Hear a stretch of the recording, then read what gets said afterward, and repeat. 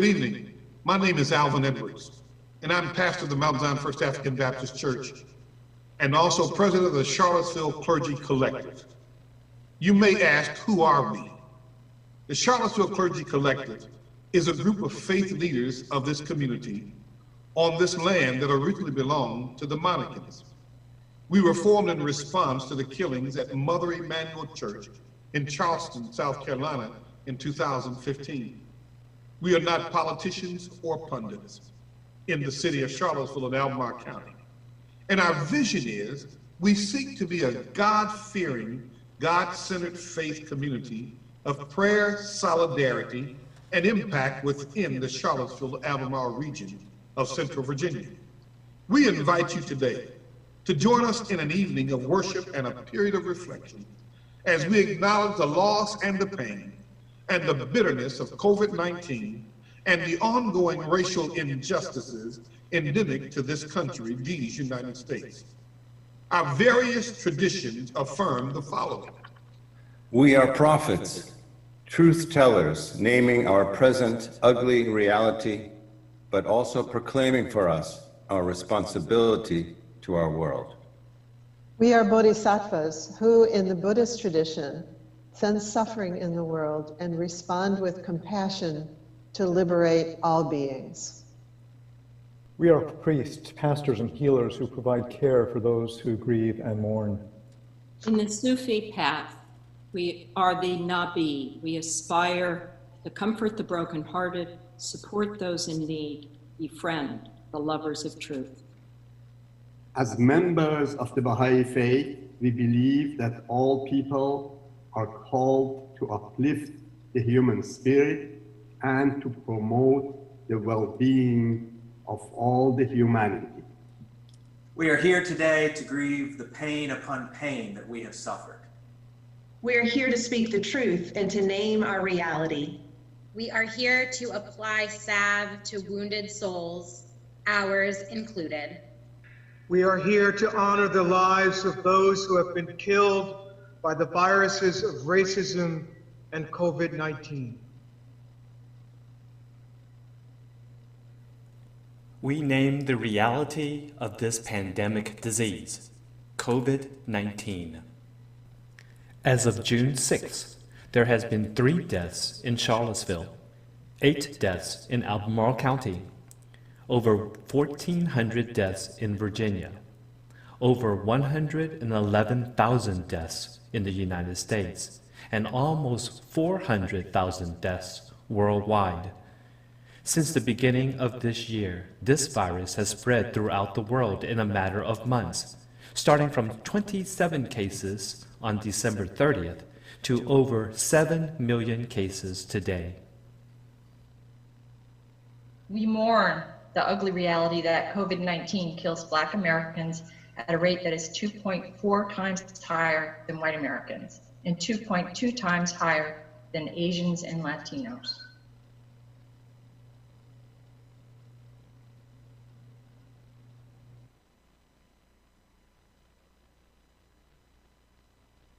Within this pandemic, we also name the ugly reality of another disease, the disease of racism. This disease has ravaged Black and brown and Native bodies in America for over 4 centuries. We speak the names of its most current victims. George Floyd. Breonna Taylor. Ahmaud Arbery. We name the ugly reality that many of these human beings died at the hands of police officers. The disease of racism has infected our law enforcement so that instead of protecting our citizens, it has systematically afflicted Black and brown and Native communities. We mourn the ugly reality that while Black Americans make up only 13% of the US population, 31% of those killed by police are Black, and 39% of people killed by policing while not attacking are Black.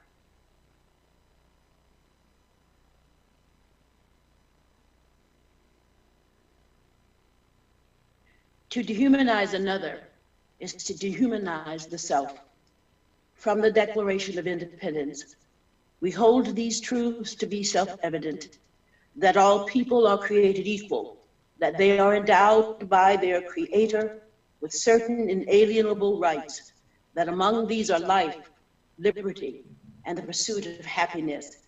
As we fight the twin viruses of COVID-19 and racism, we hearken back to what were to have been America's foundational creeds. We must finally live these creeds, or admit that we have no intention of extending them to all, and sign the death warrant for this American experiment. And then we too will become another exhibit of the banality of evil. We don't have to choose that path. We can choose instead the path of political transition, truth, and reconciliation. We can exchange poisoned air and poisoned relationships for healed air and healed relationships. We can choose.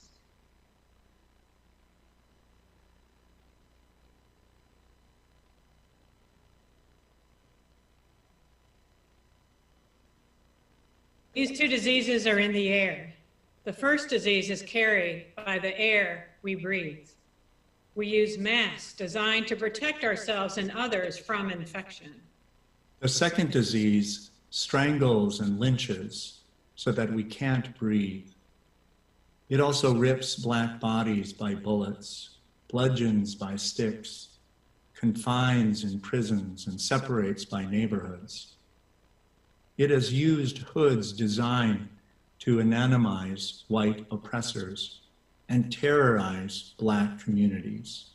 The first disease is minimized by social distancing as one tactic to deter people from infecting each other. The second disease is maximized by segregating Black, brown, red, and yellow bodies into prisons, internment, and detention camps to prevent them from contaminating white bodies in their schools and neighborhoods. We name racism as the underlying spiritual disease that has exacerbated the physical disease of COVID-19. And the impact of both has been separation and isolation and the fomenting of fear, anxiety, and distrust. And until both diseases are eradicated, we can't breathe. But because both COVID-19 and racism kill Black people disproportionately compared to other populations, we are compelled to say, Black Lives Matter. Black Lives Matter. Black Lives Matter. Black Lives Matter. Black Lives Matter. Black Lives Matter.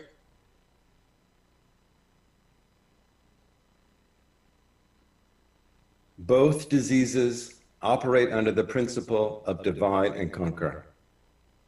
In order to attain healing, wholeness, and shalom, we must come together and acknowledge our common humanity.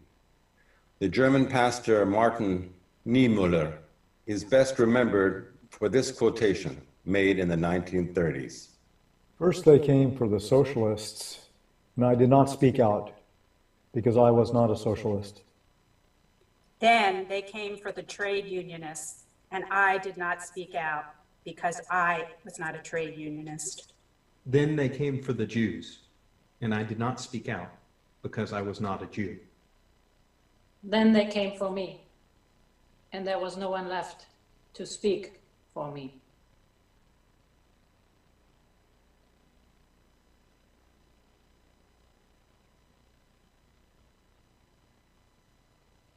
We offer our own version of this quote, with COVID-19 and racism identified as they.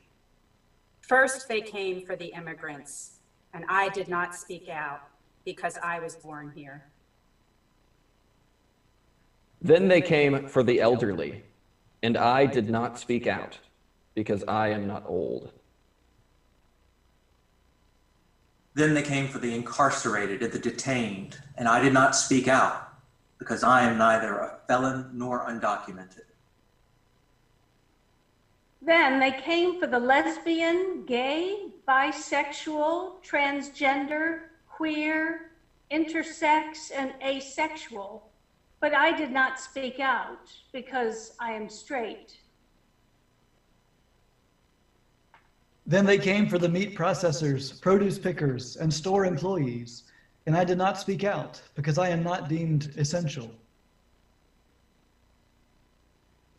Then they came for the native tribes, and I did not speak out because I don't live on a reservation. Then they came for Ahmaud Arbery, Breonna Taylor, and George Floyd, and I did not speak out because I am not Black. Then they came for the protesters, and I did not speak out because I'm not Antifa. Then they came for the healthcare workers, but I did not speak out because I am not sick.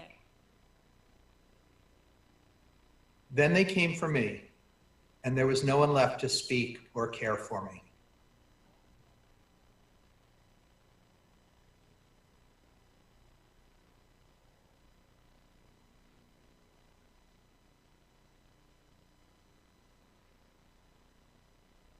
We are Ahmaud Arbery. We are Breonna Taylor. We are George Floyd. We are the essential workers, the elderly, the vulnerable, and the marginalized. We are all in this together. We are one race. Until you are safe, we all remain at risk. Until you are whole, we will remain broken. Until you obtain justice and equity, we cannot and will not remain silent. Until I can mourn your losses, we can never heal from my own. Before there can be healing, we must create the beloved community.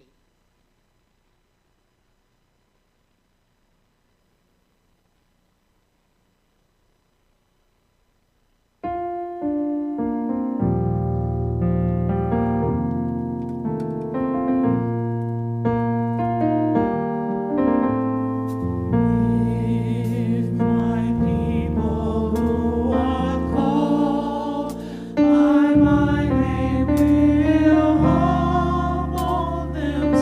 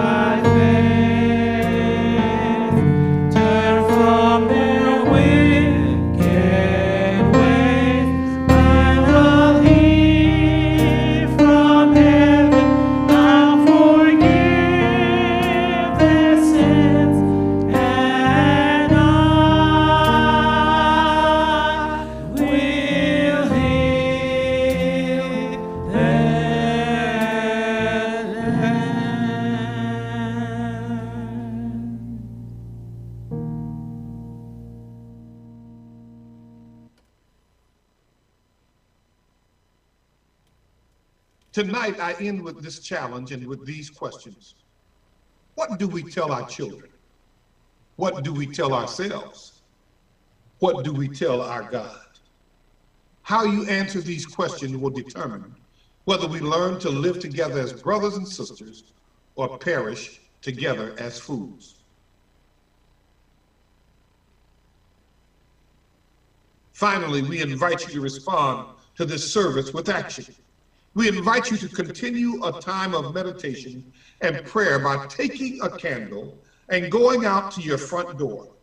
Light your candle and reflect in silence for 8 minutes and 46 seconds. The amount of time George Floyd's neck was strangled under the knee of the Minneapolis police officer.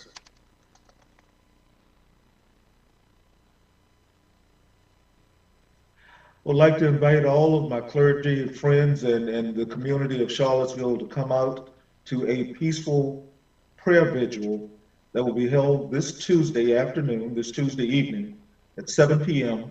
on the downtown mall at the Free Speech Wall. This will just be an evening of prayer and gathering and togetherness and peaceful protest right at the seat of government to say enough is enough. Like-minded people and folks who love the Lord and those who are concerned and want to share with us, please come out and join us. Again, that's 7 p.m. Tuesday evening, June the 9th, at the Free Speech Wall on the downtown mall. Thank you and God bless you.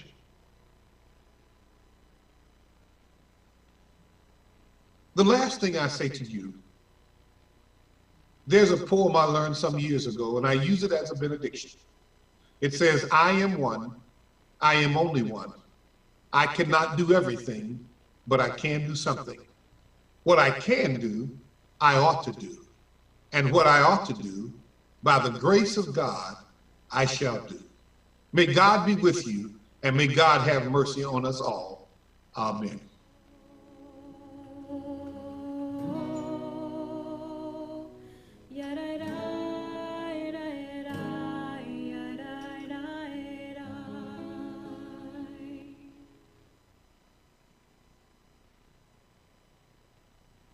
Great.